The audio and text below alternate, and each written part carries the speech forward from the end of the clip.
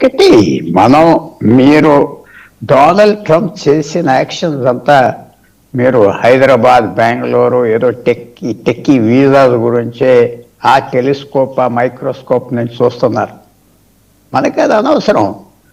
ఈవేళ మన మీద అమెరికాకు ఒకటే ఒక ప్రెషర్ ఉన్నది, లేకపోతే ఏం లేదు. అది 2 లక్షల మందికి H1B వీసాస్ కావాలి, గ్రీన్ కార్డ్స్ కావాలి, అంతే కదా. ఇంకేమన్నా ఉన్నదా? ఏంటి వాళ్ళు చేసేది? అంతే. మన ప్రభుత్వం కూడా తల ఒప్పుకొని కూర్చున్నదంటే అంతే. ఇంకేం లేదు మన మీద. మనకి వాళ్ళకి పెద్ద వాణిజ్యం లేదు.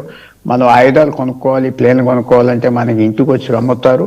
అందువల్ల మన ప్రభుత్వం చాలా కేర్ఫుల్గా డీల్ చేస్తాం. ఏది 50 లక్షల మందా 1 కోటి మందా అక్కడ జారుతున్నారు. సంవత్సరానికి అంటే తిరిగి వస్తాం, పోతాం, ఉంటాం. సో దాని గురించి హైలీ ఆర్టిక్యులేట్. వీళ్ళెవరు లేబరర్స్ కాదు, గల్ఫ్లో ఉన్నట్టుగా అంతా middle class, upper middle class, rich people, మీడియాని డామినేట్ చేసేవాళ్ళు, నెరేటివ్ అంటే కథ అంతా చెప్పేవాళ్ళు. కాబట్టి మనకి అమెరికాతో ఆ కన్ను అది వేసుకొని కూర్చున్నారు. రెండోది, మీరు ఆ 20 దేశాలు మీ స్నేహితుల, మీకేమన్నా సిరియా, ఆఫ్ఘనిస్తాన్, బంగ్లాదేశ్, లేకపోతే మాలి ఆఫ్రికాలో, లేకపోతే మనకి వాళ్ళకి సంబంధమే ఉన్నది. అమెరికా వాళ్ళు ఇష్టం వచ్చింది వాళ్ళు చేసుకుంటారు. మనకి చాలా మంచిది కదా. మన ఇష్టంలో, మన దేశంలో కూడా గత 50-60 సంవత్సరాల్లో మనం ఫీల్ అవుతున్నాం కదా. ఇతర దేశాల్లో వచ్చి ఇక్కడ సెటిల్ అయిపోయి ఓటింగ్ చేసి చేస్తున్నారు. సో అమెరికా వాళ్ళు ఇష్టం వచ్చింది వాళ్ళు చేసుకుంటారు, మన ఇష్టం వచ్చింది మనం చేసుకుంటాం. మనకు బలం ఉంటే గెట్అవుట్ అంటాం, లేకపోతే అడ్జస్ట్ అవి తల ఊపుతా పోతాం. ఎంతవరకు చేస్తున్నారు భారత ప్రభుత్వం? కేర్ఫుల్గా అవాయిడ్ చేస్తున్నారు Donald Trump. 2 meetings Narendra Modi వెళ్ళలేదు. యునైటెడ్ నేషన్స్ మీటింగ్కి, ఒక G7 మీటింగ్, G20 మీటింగ్ కూడా సౌత్ ఆఫ్రికా ఏమన్నా ట్రంప్ వస్తాడా, వైస్ ప్రెసిడెంట్ వస్తాడా వెళ్ళలేదు. అలాంటి మీటింగ్స్ అవాయిడ్ చేస్తున్నారు.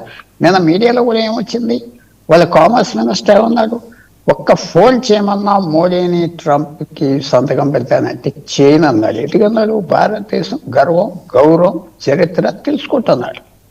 ఏదేదో వీసాల క్యూలో నిలబడి ఇండియన్స్ ఎలా మాట్లాడతారో ట్రంప్ ఇమిటేట్ చేశాడు, అంత కరెక్టే. కానీ మొత్తానికి అర్థం చేసుకుంటున్నారు. నేను చెప్పేది మీ అడిగిన ప్రశ్నకి ఆ దేశాల పరిస్థితి కరెక్ట్గా వేస్తున్నాడు. వాళ్ళకి మనకి తేడా లేదా? వాళ్ళకి ఉజ్బెకిస్తాన్, కజకిస్తాన్ నేనే చేయట్లేదు, అక్కడి నుంచి వెళ్ళారు, బాంబులు పెట్టారు. ఉజ్బెకిస్తాన్ నుంచి అప్పుడు వాళ్ళు ఇష్టం వచ్చి చేస్తారు. ట్రంప్ చేసేది ఇప్పుడు మనం చాలామంది ఓవరాల్ పిక్చర్ చూడాలి. ట్రంప్ భారతదేశం వీసాస్కి దానికి మంచిది కాదు, కానీ మిగతా ప్రపంచాన్ని కూడా అలా చేస్తున్నాడా లేదా? సో మనం ట్రంప్ ఇలా చేయాలి, అలా చేయాలి అంటాం కరెక్టే. మా 2 మిత్రులు ఉన్నారు, వాళ్ళు వేరే చెప్పొచ్చు, ఆయన లిసన్ పేషెంట్గా వినొచ్చు. కానీ మన పరిస్థితి ఏంటి, మనం ఎలా దాటుకోవాలి? ఫైనల్గా ఒక చిన్న మాట చెప్తున్నా, 2 ఫ్రెండ్స్ వెయిట్ చేస్తారు. మన ఫారెన్ మినిస్ట్రీ గత వారం రోజుల్లో ఏమన్నారు, ఈ సంవత్సరానికి వచ్చే ఛాలెంజెస్, మనం లౌక్యంగా ఉందాం, మాట్లాడొద్దు, జవాబు చెప్పొద్దు, బహుతా ముందరికి వెళ్ళిపోదాం, కానీ ఎమర్జెన్సీస్ వస్తే దానికి తగ్గ రియాక్షన్ చేద్దాం. అంతే పాలసీ. మీరు ఇతర దేశాలకు ట్రంప్ వేస్తున్నాడు అంటే అది వాళ్ళ ఇష్టం. మనం తట్టుకోవాలి, మనం అడ్జస్ట్ అవ్వాలి, సర్వైవ్ అవ్వాలి. ఇది మెల్లిగా అడ్వాంటేజ్ కూడా తీసుకోవాలి. లాస్ట్ పాయింట్, వెంజువెలా అందరూ అంటున్నారు. జనవరి 3ని భారతదేశానికి విపరీతమైన లాభం ఆ యాక్షన్ వచ్చింది.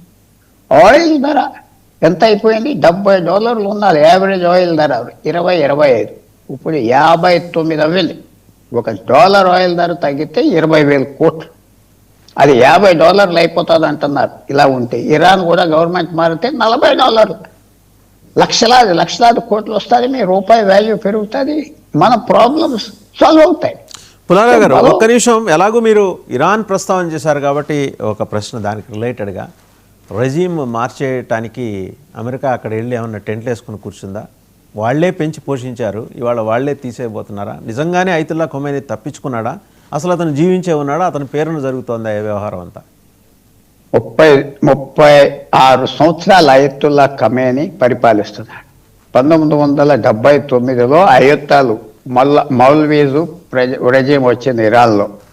ఇప్పటికి వాళ్ళ స్థితి అంతా మారిపోయింది, తగ్గిపోయారు. పెద్ద దేశం, పెద్ద సంస్కృతి, 4-5 వేల సంవత్సరాల చరిత్ర. భారతదేశంలో చరిత్ర మర్చిపోవద్దు. పర్షియా, మనకి వాళ్ళకి ఎంతో మంచి సంబంధాలు ఉన్నాయి.